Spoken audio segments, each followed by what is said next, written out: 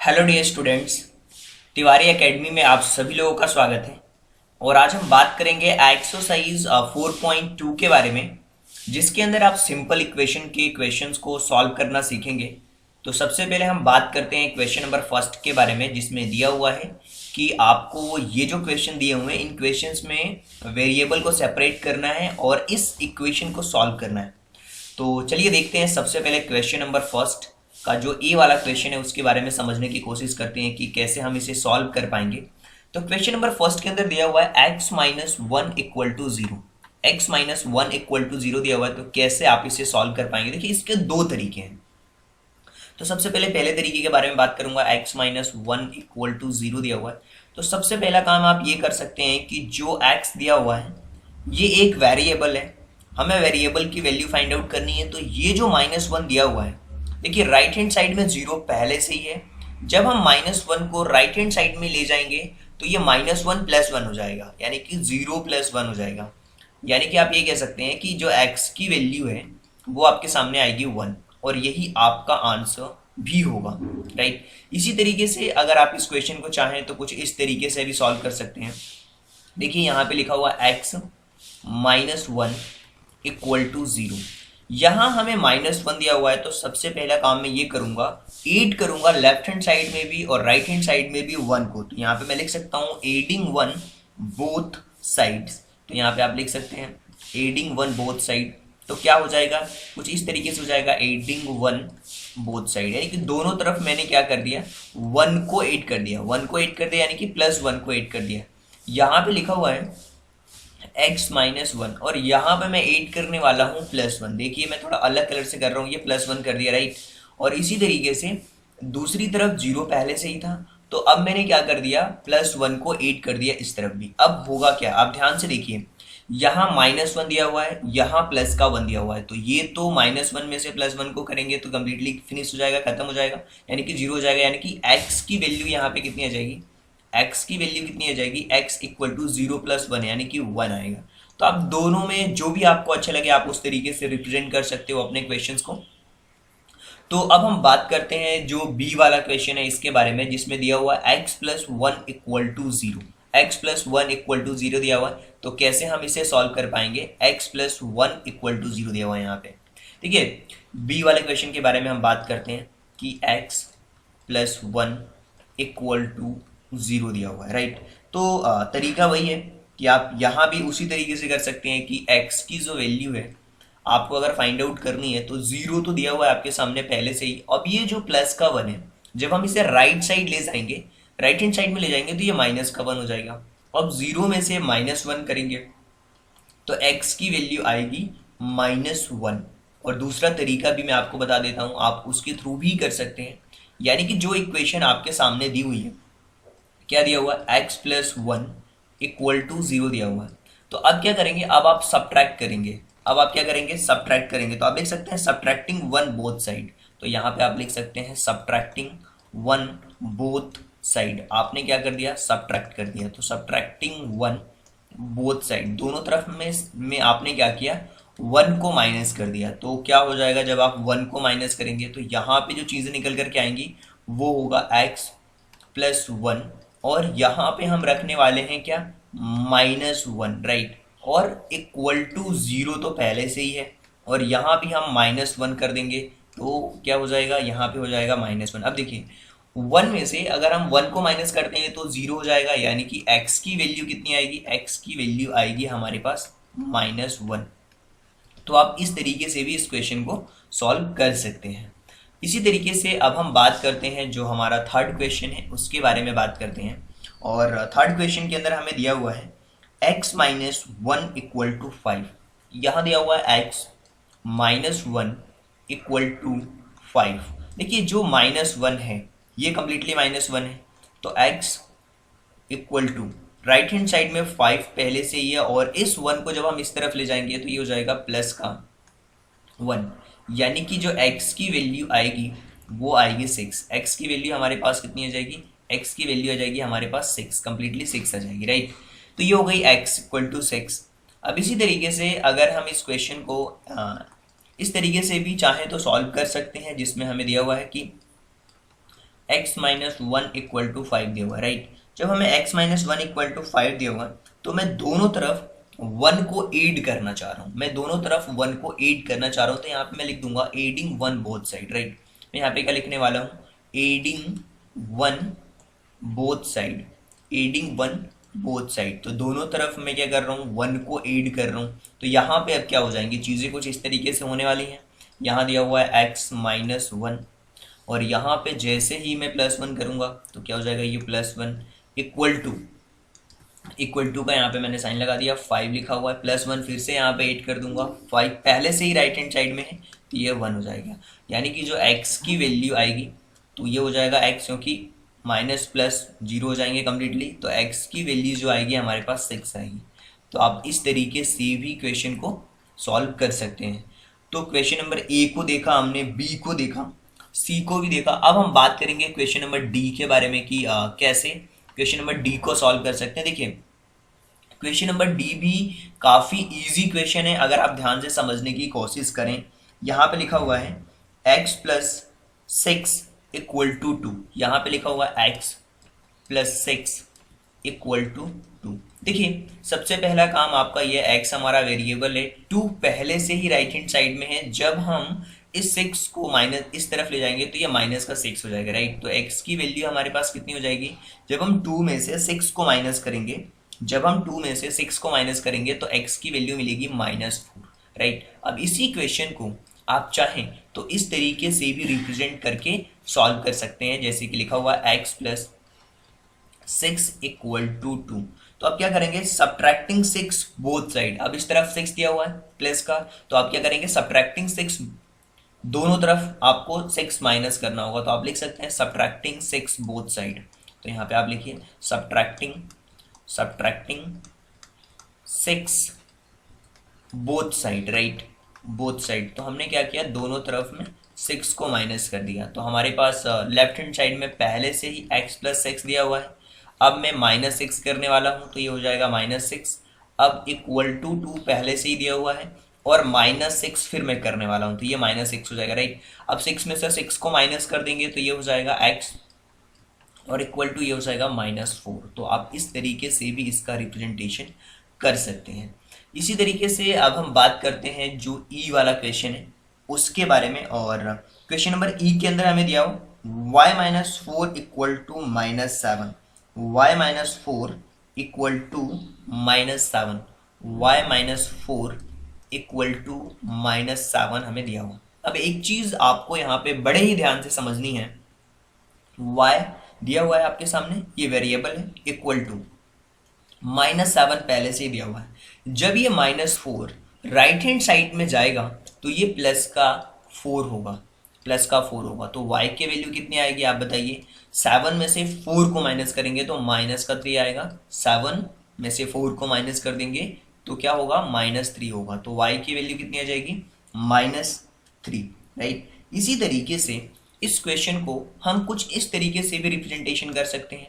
यहाँ पे -4 दिया हुआ है तो बोथ साइड हम क्या करेंगे, 4 को ऐड करेंगे। तो एडिंग 4 बोथ साइड, क्वेश्चन हमारे पास दिया हुआ है y-4 इक्वल टू -7। तो हम सबसे पहले लिखेंगे एडिंग 4 बोथ साइड। यहाँ पे हम लिखने वाले हैं एडिंग 4 बोथ साइड, दोनों तरफ हम क्या करने वाले हैं, 4 को ऐड करने वाले हैं। तो यहाँ पे किस तरीके की चीज़ें आने वाली हैं, ये हो जाएगा हमारे पास y-4 और ये होगा प्लस का 4 इक्वल टू -7 दिया हुआ है और प्लस का 4 हम ऐसा करने वाले हैं। देखिए 4 में से 4 को माइनस करेंगे तो कम्प्लीटली फिनिश हो जाएगा, तो ये हो जाएगा y इक्वल टू 7 में से 4 को माइनस करेंगे तो ये हो जाएगा -3, राइट। 7 में से जब हम 4 को माइनस करेंगे तो ये हो जाएगा -3। तो इस तरीके से भी आप इस क्वेश्चन का रिप्रेजेंटेशन दे सकते हैं। तो हमने क्वेश्चन नंबर ई को देखा। अब हम बात करेंगे क्वेश्चन नंबर एफ के बारे में, जी के बारे में और एच के बारे में भी बात करेंगे। चलिए देखते हैं question number F. Question number F के बारे में हम बात करते हैं, जिसमें दिया हुआ है कि y-4 इक्वल टू 4। क्या दिया हुआ है, y-4 इक्वल टू 4। तो यहाँ दिया हुआ है y-4 इक्वल टू 4। देखिए अब हम कैसे सॉल्व करेंगे इस क्वेश्चन को, y इक्वल टू 4 पहले से ही राइट साइड पे दिया हुआ है। जब इस 4 को हम इस तरफ ले जाएंगे राइट हैंड साइड में तो ये प्लस का 4 होगा, राइट। तो y इक्वल टू क्या हो जाएगा, y इक्वल टू हो जाएगा 8। अब इस चीज़ को आप समझिए कि हम इस तरीके से भी इसका रिप्रेजेंटेशन करते हैं। y माइनस 4 इक्वल टू 4 दिया हुआ है आपके सामने पहले से ही। अब ये -4 है, यहाँ पे मैं क्या करने वाला हूँ, adding 4 both side, adding 4 both side, दोनों तरफ मैं 4 को जोड़ रहा हूँ बोथ साइड। 4 को प्लस करेंगे तो क्या होगा, ये हो जाएगा y माइनस 4 पहले से ही दिया हुआ है प्लस 4 अगर हम यहाँ पे करते हैं और यहाँ पे 4 पहले से ही और प्लस 4 यहाँ करेंगे तो क्या हो जाएगा, y की वैल्यू हो जाएगी 8, राइट। y की वैल्यू आपके सामने हो जाएगी 8। तो ये हो गया हमारा क्वेश्चन नंबर F। अब हम बात करते हैं क्वेश्चन नंबर G के बारे में, जिसमें हमें दिया हुआ है y प्लस 4 इक्वल टू 4, हमें दिया हुआ है y प्लस 4 इक्वल टू 4। तो अब हम इसको कैसे करेंगे, क्वेश्चन नंबर F के बाद बारी आती है क्वेश्चन नंबर G के बारे में, जिसमें हमें एक चीज़ दी हुई है y plus 4 equal to 4, y plus 4 equal to 4, यानी कि y equal to 4 right hand side में पहले से ही दिया हुआ है। जब हम इस 4 को इस तरफ ले जाएंगे तो ये होगा माइनस का 4, ये होगा माइनस का 4, यानी कि y की जो वैल्यू आएगी वो आएगी 0। अब इसी तरीके से इस क्वेश्चन का रिप्रेजेंटेशन हम इस तरीके से भी कर सकते हैं कि y प्लस 4 इक्वल टू 4 दिया हुआ है। तो अब हम क्या करने वाले हैं, सब्ट्रैक्टिंग 4 बोथ साइड, क्योंकि यहाँ पे प्लस का 4 दिया हुआ है तो यहाँ पे आप लिख सकते हैं subtracting 4 both side, subtracting 4 both side. देखिए क्वेश्चन बहुत इजी है, एक बार जब आप क्वेश्चन को समझ जाएंगे तो जो भी तरीका आपको पसंद आता है आप उस तरीके से करिए, कोई इशू नहीं है इस क्वेश्चन में। y प्लस 4 पहले से दिया हुआ है, सब्ट्रैक्ट कर रहे हैं 4 लेफ्ट हैंड साइड में से और 4 पहले से राइट हैंड साइड में, 4 को माइनस कर रहे हैं फिर से राइट हैंड साइड में भी, तो ये हो जाएगा y और ये हो जाएगा 0। तो y इक्वल टू हमारे पास जो आंसर होगा वो 0 आएगा, यानी कि y की जो वैल्यू होगी वो 0 आएगी, राइट। इसी तरीके से अब हम बात करते हैं क्वेश्चन नंबर H के बारे में। देखिए ध्यान से समझिए क्वेश्चन नंबर H को कि क्या दिया हुआ है और कैसे आप इसे सॉल्व कर सकते हैं। यहाँ दिया हुआ है y प्लस 4 इक्वल टू -4। अब ध्यान से समझना आपको, y equal to right hand side में -4 पहले से ही दिया हुआ है। जब ये प्लस का 4 राइट हैंड साइड में जाएगा तो ये हो जाएगा माइनस का 4। आप ये समझिए y इक्वल टू माइनस का 4 और माइनस का 4, तो ये हो जाएगा माइनस का 8, राइट। सेम इसी तरीके से इस क्वेश्चन को, इसका रिप्रेजेंटेशन हम इस तरीके से भी कर सकते हैं जिसमें दिया हुआ है y प्लस 4 इक्वल टू -4। तो हम क्या करने वाले हैं, सब्ट्रैक्टिंग 4 बोथ साइड, तो यहाँ पे हम लिख देंगे subtracting 4 both side, right, subtracting 4 both side. तो अब क्या होने वाला है, अब हो जाएगा ये y प्लस 4 दिया हुआ है पहले से, हमने 4 में से माइनस कर दिया, इसमें से सब्ट्रैक्ट कर दिया, -4 पहले से दिया हुआ है और ये -4 ये हो, तो ये तो कम्प्लीटली कैंसिल आउट हो गया, प्लस का 4 और माइनस का 4। तो y की जो वैल्यू होगी वो होगी 8। इस तरीके से आप इसका रिप्रेजेंटेशन करके इस क्वेश्चन को सॉल्व भी कर सकते हैं, राइट। तो ये था हमारा क्वेश्चन नंबर फर्स्ट, जिसके अंदर ए से लेकर के एस तक के सारे क्वेश्चंस को हमने देखे। अब हम बात करेंगे क्वेश्चन नंबर सेकंड के बारे में और देखेंगे कि कैसे क्वेश्चन नंबर सेकंड को हम सॉल्व कर सकते हैं। क्वेश्चन नंबर सेकंड के अंदर अगर आप ध्यान से देखें तो यहाँ भी उसी तरीके से इस क्वेश्चन को सॉल्व करना है, यानी कि वेरिएबल को सेपरेट करना है और इस इक्वेशन को सॉल्व करना है। तो सबसे पहले हम बात करते हैं क्वेश्चन नंबर फर्स्ट के बारे में, जिसमें हमें दिया हुआ है 3l equal to 42, 3l equal to 42। अब एक चीज़ आपको समझनी होगी, ये जो l दिख रहा है, ये जो l की वैल्यू है, l की वैल्यू अगर आपको फाइंड आउट करनी है जो कि वेरिएबल है, तो जो चीज़ लेफ्ट हैंड साइड में प्लस में हुआ करती थी, जब हम उसे राइट साइड में ले जाते थे तो वो चीज़ माइनस की होती थी, या फिर जब कोई भी चीज़ माइनस में होती थी लेफ्ट हैंड साइड में, जब हम उसे राइट साइड में ले जाते थे तो वो प्लस की हो जाती थी। लेकिन यहाँ पे 3l दिया हुआ है, इसका मतलब ये हुआ कि 3 का मल्टीप्लीकेशन हो रहा है एल के साथ, 3 इंटू एल, आप ऐसा समझिए। तो अगर कोई भी चीज़ लेफ्ट हैंड साइड में मल्टीप्लीकेशन में होगी तो राइट हैंड साइड में जाकर के वो डिवाइड में होगी, यानी कि एल इक्वल टू होगा 42 डिवाइडेड बाय 3। तो एल की जो वैल्यू आएगी वो कितना हो जाएगी, 42 कैंसिल करेंगे तो ये 14 हो जाएगा, राइट। एल की वैल्यू आ जाएगी 14। इसका रिप्रेजेंटेशन आप इस क्वेश्चन का कुछ इस तरीके से भी दे सकते हैं।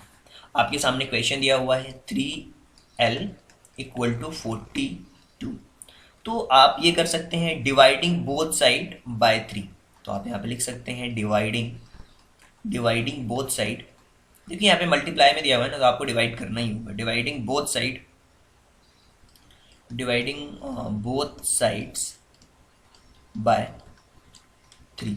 तो ये क्या होगा, देखिए 3L को डिवाइड कर देंगे हम 3 से, फिर इक्वल टू 42 दिया हुआ है, इसको भी डिवाइड करेंगे 3 से, तो 3 से तो 3 कैंसिल आउट हो जाएगा आपका, लेकिन जो L की वैल्यू है वो फिर आ जाएगी 14, right.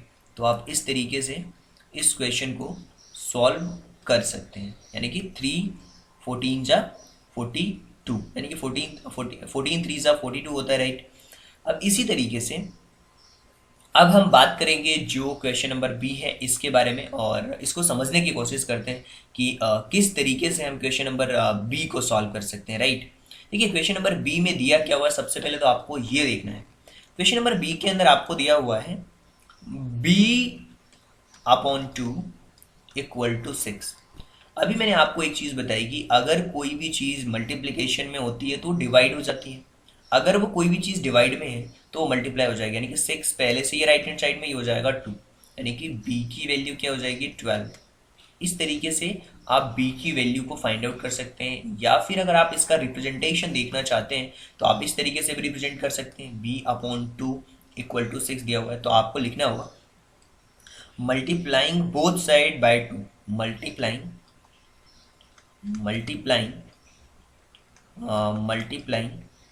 both side by 2, multiplying both sides by 2, right.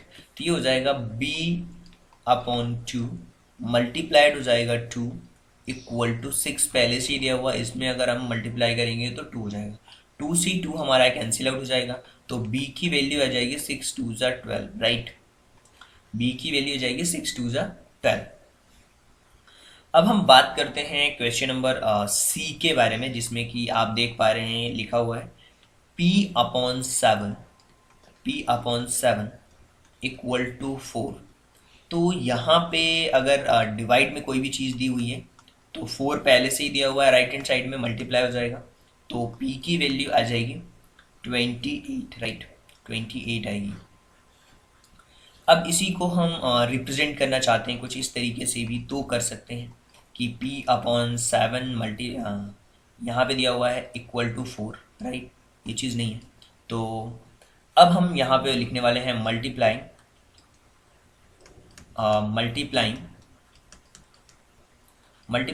Both side by 7, right.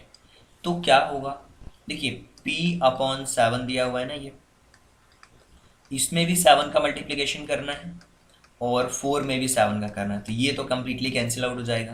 तो p की वैल्यू क्या आ जाएगी, 4 में 7 का मल्टीप्लिकेशन करेंगे तो 28 होगा, राइट। तो p की वैल्यू जो आपके सामने आएगी वो आएगी 28, राइट। अब हम आगे बढ़ते हैं और क्वेश्चन नंबर डी के बारे में डिस्कशन करते हैं कि किस तरीके से क्वेश्चन नंबर डी को सॉल्व करने वाले हैं। ए बी सी को हमने देख लिया, अब हम क्वेश्चन नंबर डी के बारे में देखते हैं कि क्या दिया हुआ है। क्वेश्चन नंबर डी के अंदर दिया हुआ है 4x equal to 24, 4x equal to 24। तो यहाँ पे देखिए दिया हुआ है 4x इक्वल टू 24, और मैंने आपको एक चीज़ बताई, अगर आपको x की वैल्यू फाइंड आउट करनी है तो ये मल्टीप्लाई में हमारे पास 4 दिया हुआ है, 25 पहले से ही राइट हैंड साइड में है और ये 4 इसके डिवाइड में चला जाएगा, यानी कि जो x की वैल्यू होगी वो 24 ही होने वाली है। इसका अगर आप रिप्रेजेंटेशन कुछ इस तरीके से करना चाहें तो आप कर सकते हैं। 4x इक्वल टू 25 दिया हुआ है, तो आप लिखने वाले हैं यहाँ पे dividing both side, dividing both side by 4, dividing both side, dividing both sides by 4, right. तो ये क्या होगा, देखिए 4x पहले से दिया हुआ है और यहाँ पे 4x में हम 4 का डिवाइड कर देंगे इक्वल टू 25 दिया हुआ है, यहाँ भी हम 4 का डिवाइड कर देंगे तो 4 से 4 तो कैंसिल आउट हो जाएगा, लेकिन जो x की वैल्यू है वो क्या आएगी 25/4, राइट। 25/4 ये आने वाला है। इसी तरीके से क्वेश्चन नंबर हम डी के बाद क्वेश्चन नंबर ई के बारे में बात करते हैं, जिसमें हमें दिया हुआ है कि 8y equal to 36, 8y equal to 36। तो अगर आप यहाँ से y की वैल्यू फाइंड आउट करना चाहते हैं तो y की वैल्यू जाएगी 36 डिवाइडेड बाय 8। तो क्या हम इसे 8 से 32 को कैंसिल आउट 36 को कैंसिल आउट कर पाएंगे? बिल्कुल भी नहीं कर पाएंगे। तो हम इसको 4 से कैंसिल आउट कर सकते हैं। देखिए 4 से जब हम कैंसिल आउट करेंगे तो ये 9 हो जाएगा और 4 से जब हम 8 को कैंसिल आउट करेंगे तो 2 हो जाएगा, यानी कि जो y की वैल्यू होगी वो आने वाली हमारे पास 9 डिवाइडेड बाय 2, 9/2 आने वाली। इसका रिप्रेजेंटेशन इस क्वेश्चन का हम इस तरीके से भी कर सकते हैं, 8y इक्वल टू 36 दिया हुआ है तो हम यहाँ पे लिख सकते हैं डिवाइडिंग बोथ साइड बाय 8।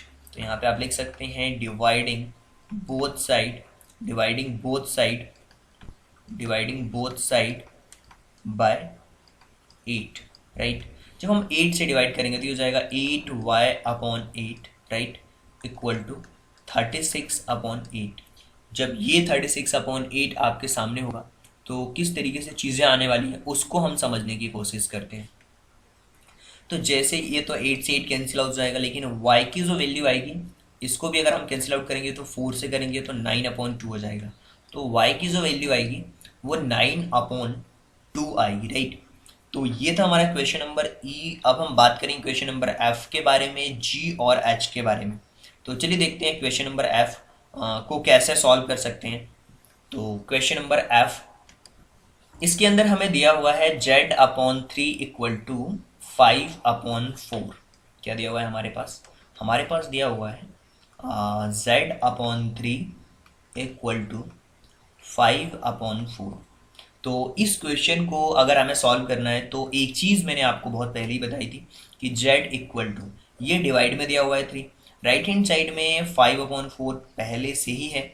जब इस 3 को हम राइट हैंड साइड में ले जाएंगे तो डिवाइड से वो मल्टीप्लिकेशन में चेंज हो जाएगा, यानी कि जो z की वैल्यू है वो क्या आने वाली है, वो आएगी 5×4 = 20 और अपॉन 4 दिया हुआ है, ये 3 दिया हुआ है, राइट। यहाँ पे ये 3 है क्योंकि 3 मल्टीप्लिकेशन में जाएगा तो ये होगा 15/4, ये हमारे पास होगा 15/4, राइट। तो z की जो वैल्यू आएगी वो 15/4 आएगी। इसका अगर आप रिप्रेजेंटेशन सही तरीके से देखना चाहते हैं तो ये हो जाएगा z/3 इक्वल टू 5/4। तो यहाँ पे ये हमें दिया हुआ है डिवाइड में, तो हम क्या करने वाले हैं, मल्टीप्लाइंग करने वाले हैं 3 का दोनों तरफ। तो यहाँ पे हम लिख लेते हैं मल्टीप्लाइंग बोथ साइड बाय 3। तो यहाँ पे आप लिख लीजिए मल्टीप्लाइंग बोथ साइड्स बाय 3। तो z/3 पहले से ही दिया हुआ है और इसमें हम 3 का मल्टीप्लिकेशन कर देंगे, यहाँ भी है 5/4, यहाँ भी हम 3 का मल्टीप्लिकेशन कर देंगे। 3 से 3 तो हमारा कैंसिल आउट हो जाएगा, लेकिन जो z की वैल्यू होगी 5×3 = 15/4, तो ये 5×3 = 15 होगा और अपॉन 4 होगा, राइट। अब हम बात करते हैं क्वेश्चन नंबर जी के बारे में, जिसमें दिया हुआ है a/5 इक्वल टू 7/15। ये क्या दिया हुआ है, a/5 दिया हुआ है। क्वेश्चन नंबर जी के बारे में क्या दिया हुआ है हमें दिया हुआ है a/5। ध्यान से समझिए इस क्वेश्चन को, a/5 दिया हुआ है इक्वल टू 7/15 दिया हुआ है। और एक चीज़ मैंने आपको बताई है कि अगर कोई भी चीज़ यहाँ पे डिवाइड में होती है तो जब भी राइट हैंड साइड में जाएगी वो मल्टीप्लिकेशन में चेंज हो जाएगी, यानी कि माई 5 का मल्टीप्लिकेशन होगा तो 5 3 ज़ा 15, और जो ए की वैल्यू आएगी वो आएगी 7/3। ए की वैल्यू क्या आने वाली है? 7/3। अब एक चीज़ आपको समझना है, इसका रिप्रेजेंटेशन आप कुछ इस तरीके से भी कर सकते हैं, क्योंकि क्वेश्चन में दिया हुआ है a/5 इक्वल टू 7/15, राइट। तो यहाँ पे हम किस तरीके से कर सकते हैं? यहाँ पे हम कर सकते हैं मल्टीप्लाइंग बोथ साइड बाय 5। तो यहाँ पे हो जाएगा मल्टीप्लाइंग बोथ साइड बाय 5, तो हो जाएगा a/5 multiplied by 5 and equal to 7/15 दिया हुआ है। यहाँ भी हम 5 का मल्टीप्लिकेशन करने वाले हैं। देखिए 5 से 5 तो कैंसिल आउट, ये 5 3 ज़ा 15 होगा, राइट। तो ए की जो वैल्यू है वो आ जाएगी 7/3 ए की वैल्यू आ चुकी है। इसी तरीके से अब हम बात करेंगे क्वेश्चन नंबर एच के बारे में, और उसको समझने की कोशिश करेंगे कि कैसे हम उस क्वेश्चन को सॉल्व कर सकते हैं, क्वेश्चन नंबर एच को। देखिए ध्यान से समझिएगा इस क्वेश्चन को। क्वेश्चन नंबर एच में हमें क्या दिया हुआ है? क्वेश्चन नंबर एच के अंदर हमें दिया हुआ है 20t। क्या दिया हुआ है हमारे पास? 20t equal to -10। 20t equal to -10। t की वैल्यू अगर हमें फाइंड आउट करनी है तो -10 तो पहले से ही राइट हैंड साइड में है, लेकिन ये जो 20 है वो मल्टीप्लिकेशन में है। अब ये जो मल्टीप्लिकेशन में 20 दिख रहा है आपको, इसको हमें लाना है डिवाइड में, तो ये डिवाइड में आ जाएगा। 0 से 0 कैंसिल आउट, तो जो t की वैल्यू है वो आ जाएगी -1/2, और यही आपका आंसर भी होने वाला है। ठीक इसी तरीके से अब हम करने क्या वाले हैं? 20t इक्वल टू -10 दिया हुआ है, तो 20t इक्वल टू -10। अब हम यहाँ पे डिवाइड करने वाले हैं both side by 20, dividing both side by 20। तो यहाँ पे हम लिख सकते हैं डिवाइडिंग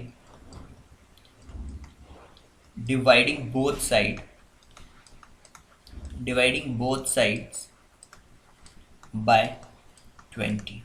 हो जाएगा 20t पहले से ही दिया हुआ है, 20 का डिवाइड कर देंगे, इक्वल टू -10 दिया हुआ है, और यहाँ पे 20 का डिवाइड हम करने वाले हैं। तो 20 से तो 20 हमारा कैंसिल आउट हो गया, 0 से 0 कैंसिल आउट हो गया, तो जो t की वैल्यू है वो आ जाएगी -1/2। t की वैल्यू क्या हो जाएगी? -1/2।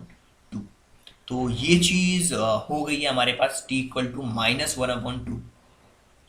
इसी तरीके से अब हम बात करेंगे क्वेश्चन नंबर थर्ड के बारे में। क्वेश्चन नंबर थर्ड के बारे में बात करेंगे और उसको भी सॉल्व करने की कोशिश करते हैं। तो चलिए देखते हैं question number third. Question number third के अंदर सबसे पहले हम देखते हैं क्वेश्चन नंबर थर्ड का जो फर्स्ट क्वेश्चन है, इसको देखते हैं। देखिए यहाँ पे एक चीज़ आपके सामने दी हुई है, 3n-2 इक्वल टू 46, और यहाँ पे आपको स्टेप बाय स्टेप सॉल्व करना है। तो सबसे पहले आप लिख सकते हैं चाहे तो स्टेप नंबर फर्स्ट स्टेप में हम करने क्या वाले हैं, ये जो -2 दिख रहा है यानी कि 3n इक्वल टू 46 पहले से ही आपको राइट हैंड साइड में दिख रहा है, यानी कि जो -2 है इस -2 को हम प्लस का 2 राइट हैंड साइड में ले जा करके लिख देंगे। तो अब हमारे सामने इक्वेशन क्या हो गई, 3n इक्वल टू 46 और प्लस 2, ये हो जाएगी 48। स्टेप 2 देखिए, स्टेप 2 में हम क्या करने वाले हैं। स्टेप 2 सेकेंड स्टेप में जो चीज़ हम करने वाले हैं, अब हमें 3n हमें दिख रहा है मल्टीप्लिकेशन में, तो उसको कहाँ हम चेंज करते हैं, डिवीज़न में चेंज करते हैं। तो ये हो जाता है हमारा 3n लिखा हुआ है इक्वल टू 48 लिखा हुआ है। तो यानी कि ये जो आपके सामने 3 दिखा है, इस 3 को यहाँ से हटा करके लेफ्ट हैंड साइड से हटा करके राइट हैंड साइड में ले जाते हैं, और अगर मल्टीप्लिकेशन में तो उसको डिवीजन में चेंज कर देते हैं। तो n की जो वैल्यू है वो क्या हो जाती है, n की वैल्यू हो जाएगी 16, क्योंकि 16 3 होता है 48। तो इस तरीके से आप इस n की वैल्यू को फाइंड आउट कर सकते हैं। ये तो बात हो गई क्वेश्चन नंबर फर्स्ट की। इस क्वेश्चन नंबर जो फर्स्ट है, इसको आप कुछ इस तरीके से भी इसका रिप्रेजेंटेशन लिख सकते हैं, इसको आप इस तरीके से भी कर सकते हैं।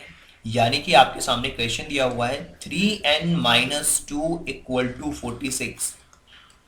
स्टेप नंबर वन में आप क्या करने वाले हैं? स्टेप नंबर वन में सबसे पहले तो आपने दोनों तरफ 2 को 8 कर दिया, यानी कि क्या हो जाएगा ये 3n, ये स्टेप नंबर फर्स्ट है हमारी। 3n-2 में हमने फिर +2 8 कर दिया इक्वल टू 46 + 2। हमने क्या किया? Adding to both side. हमने क्या किया यहाँ पे? हमने किया adding to both side, right, both side. हमने दोनों तरफ 2 को 8 किया है, तो ये कुछ इस तरीके से अब होगा 3n इक्वल टू 48 होगा, राइट। अब हम क्या करने वाले हैं? Dividing both side by 3, step number 2 पे आ जाएंगे हम, यानी कि जो सेकेंड स्टेप होगी उसके बारे में। सेकेंड स्टेप में क्या हो जाएगा? ये हम यहाँ पे लिखने वाले हैं n इक्वल टू 48/3। यहाँ भी 3 का डिवाइड करेंगे, यहाँ पे 3n दिया हुआ है, तो यहाँ पे हम लिखने वाले हैं डिवाइडिंग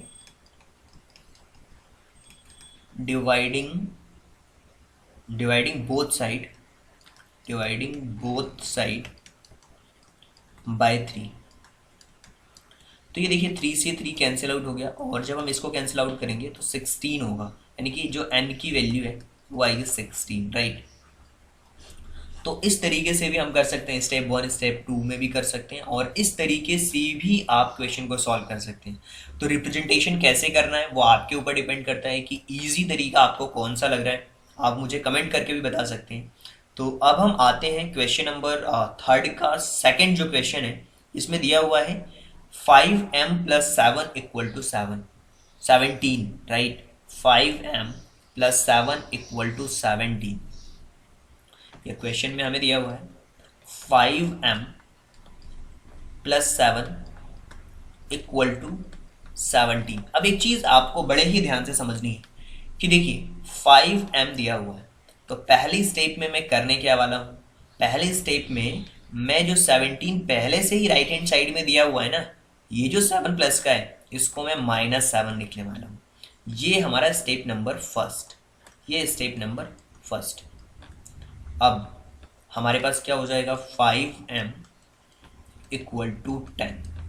अब स्टेप 2 होगी हमारी, हमारे सामने आपके सामने दिख रहा है 5m इक्वल टू 10, यानी कि जब अब m इक्वल टू हम फाइंड आउट करेंगे तो जो 5 है ये हमारा मल्टीप्लाई में है, 10 राइट हैंड साइड में पहले से ही है, अब 10 को डिवाइड कर देंगे 5 से, तो m की जो वैल्यू आएगी माय डियर स्टूडेंट्स वो आएगी 2, राइट। ये 2 आ गई, यानी कि 5 2 10। अब इसी को अगर आप एक और तरीके से रिप्रेजेंट करना चाहते हैं तो क्वेश्चन दिया हुआ है 5m + 7 इक्वल टू 17।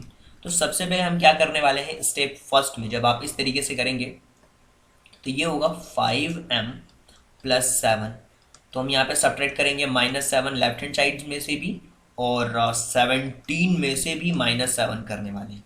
तो हम यहाँ पे लिख देंगे सब्ट्रैक्टिंग 7 बोथ साइड, तो यहाँ पे हम लिख देंगे subtracting 7 both sides, right, both sides. देखिए ये दिया हुआ है 5m, right, 5m, right, equal to 17 में से अगर हम 0 को माइनस करते हैं तो ये हो जाता है 10, तो m की जो वैल्यू है वो क्या हो जाएगी?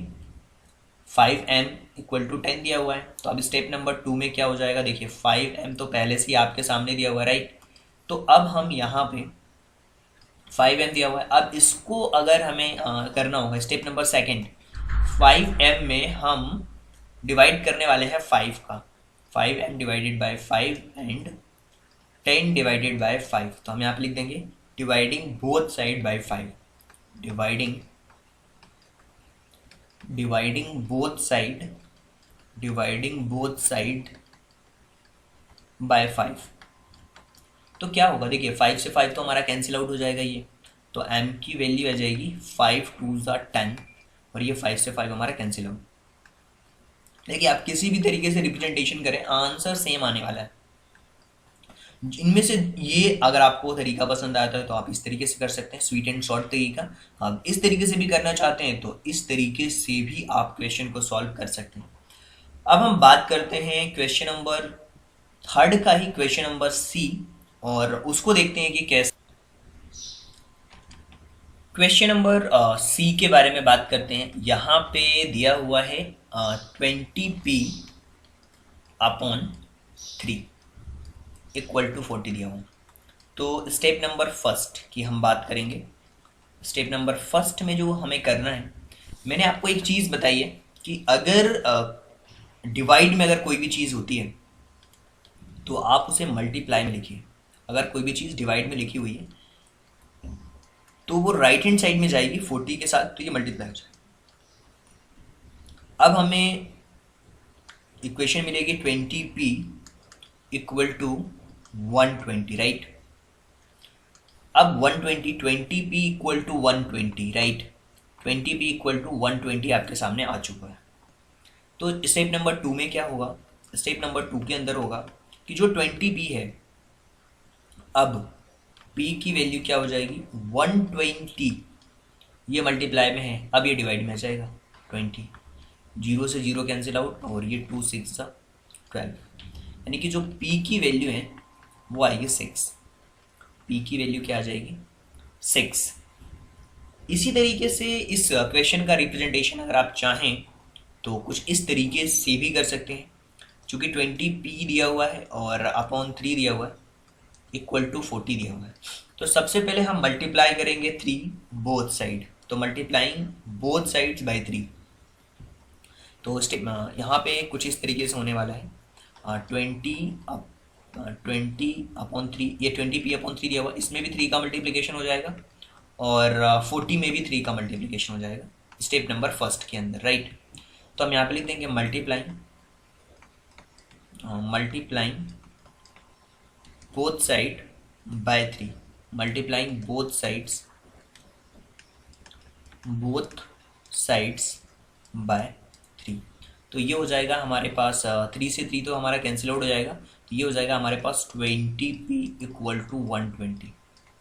अब हम यहाँ पे सेकंड स्टेप में क्या करने वाले हैं, 20p दिया हुआ है तो 20p में 20 का डिवाइड करेंगे, और यहाँ भी 120 में हम 20 का डिवाइड करेंगे, तो ये तो कैंसिल आउट हो जाएगा। तो p की वैल्यू जो आएगी वो 6 आ जाएगी यहाँ जब हम कैंसिल आउट करेंगे। तो यहाँ पे हमने क्या किया सेकंड स्टेप में, डिवाइडिंग, यहाँ पे हमने किया dividing 20, dividing both sides by 20, dividing both sides by 20। तो इस तरीके से आप क्वेश्चन नंबर सी को सॉल्व कर सकते हैं। इसी तरीके से हम आते हैं क्वेश्चन नंबर डी के ऊपर, और वहाँ देखते हैं कि हम किस तरीके से क्वेश्चन नंबर डी को सॉल्व कर सकते हैं। क्वेश्चन नंबर डी के अंदर हमें दिया हुआ है 3p अपॉन 10 इक्वल टू 6। तो हमारे स्टेप के अकॉर्डिंग, स्टेप नंबर फर्स्ट के अकॉर्डिंग क्या होगा, 3p इक्वल टू 6, ये जो 10 दिया हुआ है ये डिवाइड में, तो ये मल्टीप्लाई में चला जाएगा, तो हमारे पास हो जाएगा 3p इक्वल टू 60।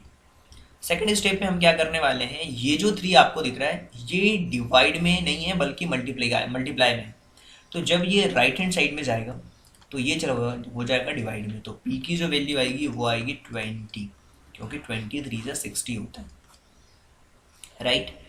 इसका रिप्रेजेंटेशन आप चाहें तो इस तरीके से भी कर सकते हैं कि 3p दिया हुआ है अपॉन 10 दिया हुआ है और इक्वल टू 6 दिया हुआ। तो सबसे पहले आप क्या करेंगे, स्टेप नंबर फर्स्ट में 3p अपॉन 10 मल्टीप्लाइड बाय 10 किया आपने बोथ साइड में, तो आपको क्या लिखना होगा, multiplying both side by 10, multiplying both sides by 10, multiplying both side by 10 हो जाएगा। तो ये देखिए 10 से 10 तो हमारा कैंसिल आउट हो गया, ये हो जाएगा 3p इक्वल टू 60। अब सेकेंड स्टेप क्या कहती है, सेकेंड स्टेप में अब आप डिवाइड करने वाले हैं 3 का, तो आप लिख देंगे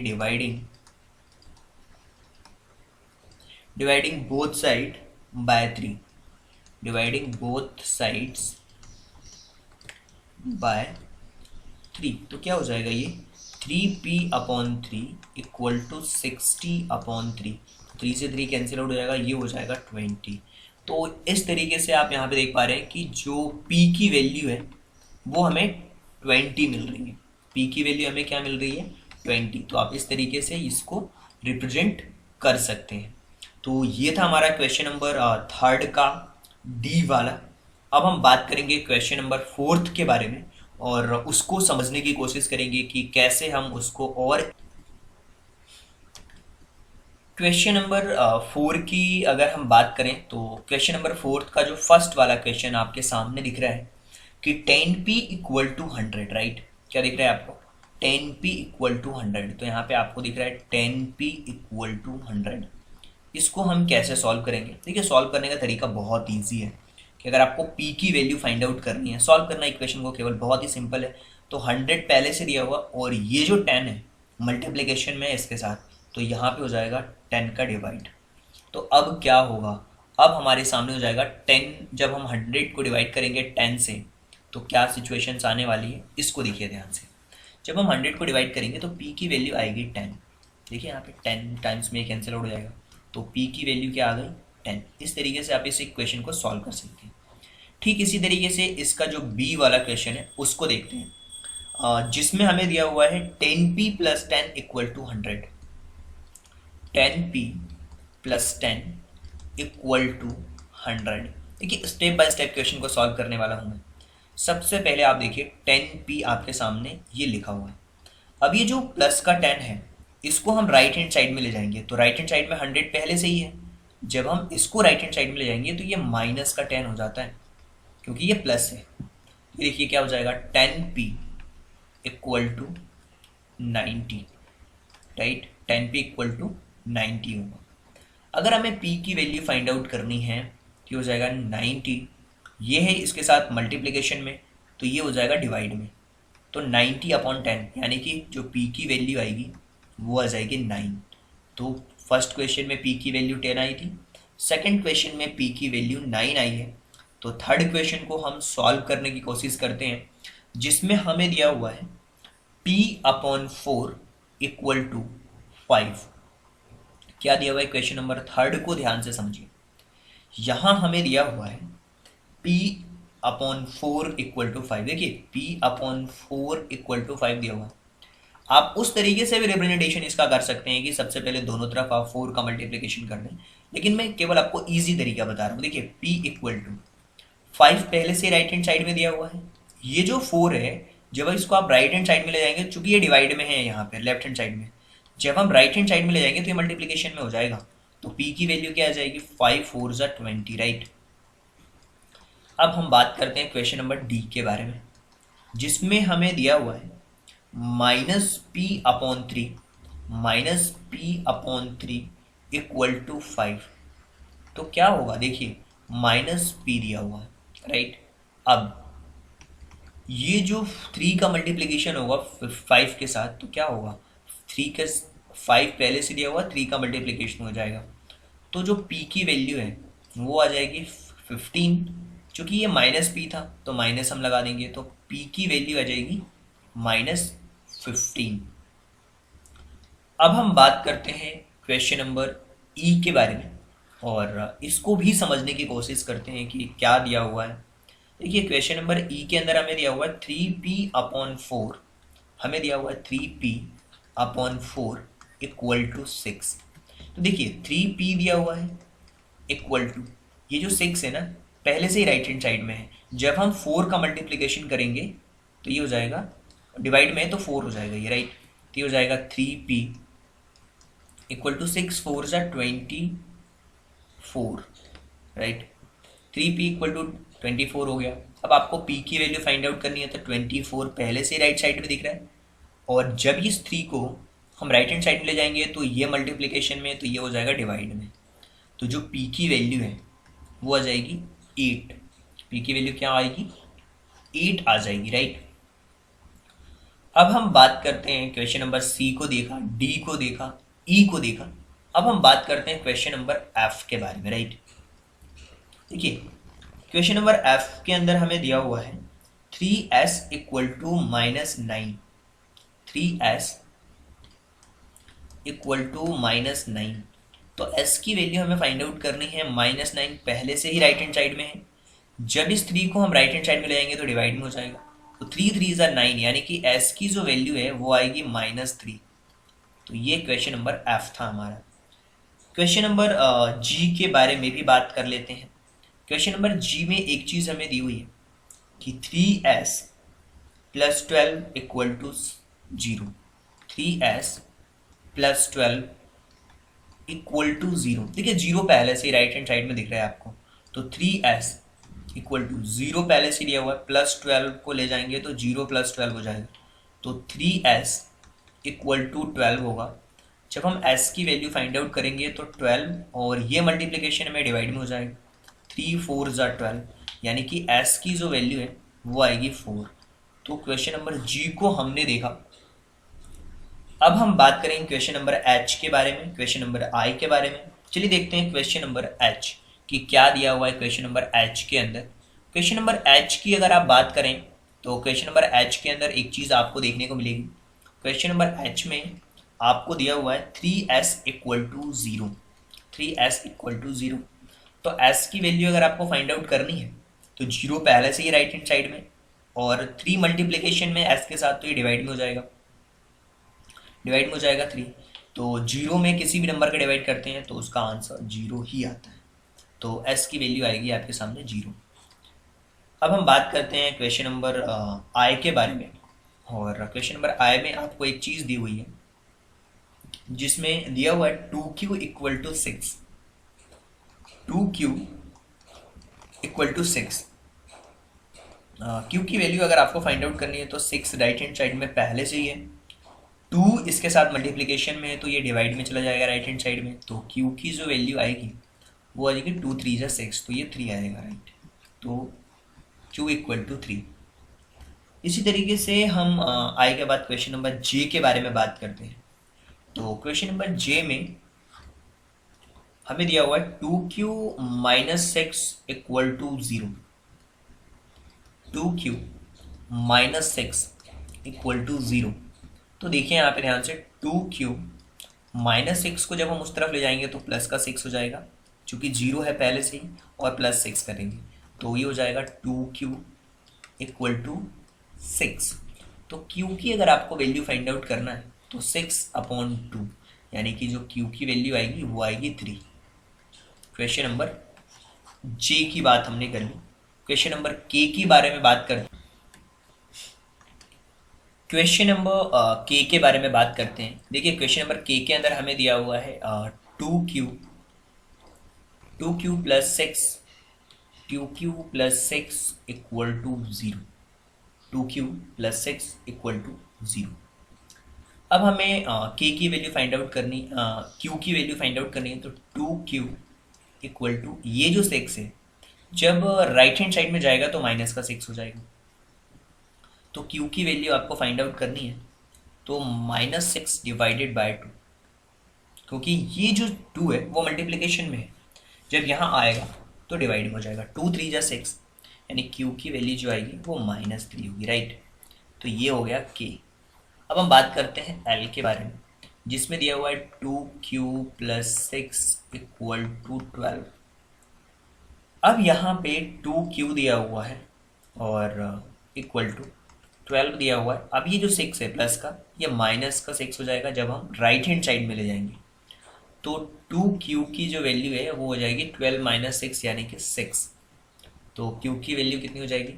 6/2 डिवाइड करेंगे तो q की वैल्यू हो जाएगी हमारे सामने 3। तो ये हो जाएगा 2 3 6। तो यहाँ पे q की वैल्यू +3 आई, यहाँ पे q की वैल्यू -3 आई थी। क्वेश्चन नंबर जे के अंदर हमने देखा था तो वहाँ पे q की वैल्यू 3 आई थी। आई के अंदर भी q की वैल्यू 3 आई थी। तो ये जो कंप्लीट एक्सरसाइज है जिसके अंदर हमने एक्सरसाइज 4.2 के कंप्लीट क्वेश्चंस को डिस्कशन किया है हमने। और उम्मीद करता हूँ माय डियर स्टूडेंट्स कि ये सारी चीज़ें आप लोगों को बहुत अच्छी तरीके से समझ आई होंगी। मैंने उनका रिप्रेजेंटेशन भी आपको बहुत अच्छी तरीके से समझाया है कि किस तरीके से इसका रिप्रेजेंटेशन करना चाहिए। इसके अलावा भी अगर आपको लगता है कि कोई डाउट है तो आप हमारी वेबसाइट को विजिट करिए। यहाँ से आप फ्री ऑफ कॉस्ट हमारी PDF सॉल्यूशंस को देख सकते हैं।